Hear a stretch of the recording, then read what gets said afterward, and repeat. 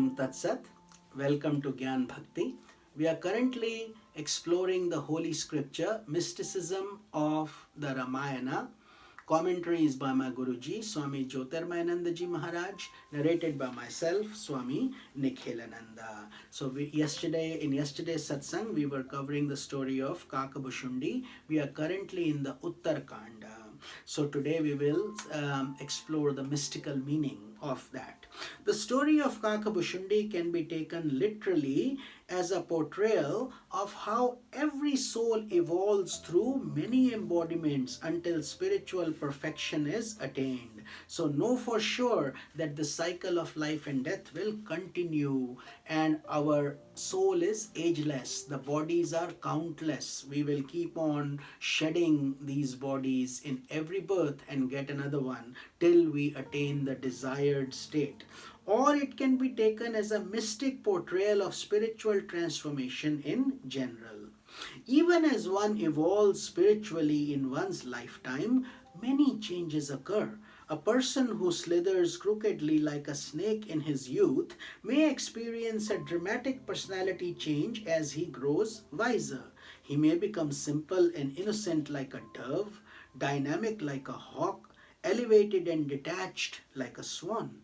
A swan sports in the lake, but it doesn't belong to the lake. The moment the swan desires to fly, it shakes off all the water particles from its feathers and soars. Similarly, in the state of realization, one develops the ability to shake off the world at any time and to soar beyond the world to the realm of transcendence. In the course of spiritual movement, people who have been confined to the world of relativity with their 2 feet constantly grounded on the earth develops wings of devotion and wisdom, jnana and vairagya, and fly beyond the world, bhakti and vairagya, devotion, bhakti, wisdom, jnana. And these birds gravitate to the mystic ashram of the sage crow Kakabushundi, away from the cycles of time, protected from the various functions of Maya. So under Maya we have time, space, name, form, etc. But once you are outside of Maya, you are in the transcendental realm stage. In that ashram, those birds sport in the lovely Manas lake of the purified mind. So Manasarovar lake is in Kailash, which is very pure, high up in the mountains. And the same lake is within our mind also, the Manas lake of the purified mind when it becomes pure. But when it's impure, we cannot see our reflection. We have dirt in there. But once we improve it, purify it, then the water becomes crystal clear and we become peaceful. Mingling with great sages and saints, enjoying the glorious joy of true satsanga. So when we are constantly purifying ourselves, we start becoming more and more pure and holy, and we enjoy the company of divinity, sages, saints, scriptures, and we like to pass our life in that holy aura.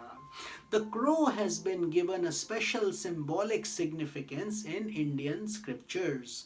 It is not considered the ugly, lowly creature that many cultures consider it to be. Rather, the crow is considered unique because it is described as possessing only one eye that rolls back and forth between 2 sockets. There is this mystical saying. Whether this is biologically true or not doesn't matter. What does matter is that this conception makes the crow a symbol of double consciousness, of a sage's ability to switch his vision between the transcendental and the relative at a moment's notice. So this is how enlightened sages and saints are. They are in a transcendental realm, but when average people ask worldly things and questions, or when they come, the sages come down to their level. They come to the relative level and share their profound experiences to guide such souls. This is why the debt of a sage can never be paid back. It is called Rishi Rin. We pay it back when we study scriptures like we are doing currently, and when we share this knowledge with others. That is how we do it. So, when a sage's ability to switch his vision between the transcendental and the relative, at one moment a sage is immersed in the highest reality that transcends all. They are in Brahman, they are beyond time and space. It is called Turiya, outside of the realm. And at another moment he comes back to the world, aware of every practical reality. So they become like the Kakabhushundi ji, like a crow with double consciousness. The emphasis placed in Kakabhushundi's story on not insulting a guru or spiritual preceptor reminds an aspirant on the importance of not developing any negative attitudes that hinder his spiritual advancement, because it is very easy for lack of information or superiority complex or ego or pride to come in. Whereas guru is never to be looked as the body, and sometimes their advice may seem, why is my guru asking to do this? But there is a deeper underlying message for your own growth and evolution. So therefore we have to build rock-like trust. But you need that only if it is done by a qualified guru that is sincerely walking on the path of spirituality. These days it is very complicated. There are all these spiritual shops. Everybody wants your money, and you cannot expect to grow in that environment. A true guru will only want to give you good knowledge and guide you, and not run after your possessions or things. Those are not part of the spiritual dimension. So therefore, that those kind of things are becoming more and more rare. People like my guru are very, very few in this world. So therefore, if we humbly follow that path, we are more blessed than we can ever imagine. We have been touched by God's blessings, and that is very, very rare. So that is where what we need to understand and enjoy and thank the divine energy and thank our Guru's blessings that is making this satsanga possible through his grace. In this context, insulting a spiritual preceptor symbolizes turning away from the path that leads to liberation, which is the greatest injury that one can do to himself. So when we develop ego, pride, arrogance, bad attitude, that instead of elevating us, depresses us and takes us down to lower embodiments, as we saw in this story, and leads to the greatest loss that one can experience. That is why they say, Guru Govind dono khade kaki lagi hu paए balihari Guru aapke Govind diyo milaye. If God and Guru both come at the same time, I would still touch the feet of my Guru first, because of his grace, his knowledge, his initiative. He pulled me away from the worldly intoxication and the pull of the world and brought me into spirituality through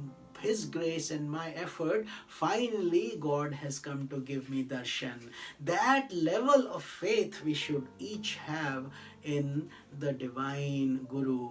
Those of you who are fortunate to have such a Guru, it is a big blessing. A qualified teacher is an absolute essential requirement in today's material world, or in any world. Even in your material world, how many teachers you need to get to where you are today? You could not have become a doctor or a scientist or any profession, any mechanic. Whatever you learned from somebody, and that somebody is your guru, is your teacher. But when that somebody becomes the guide to show you the path to enlightenment, he forever terminates your numerous bodies and the cycle of life and death.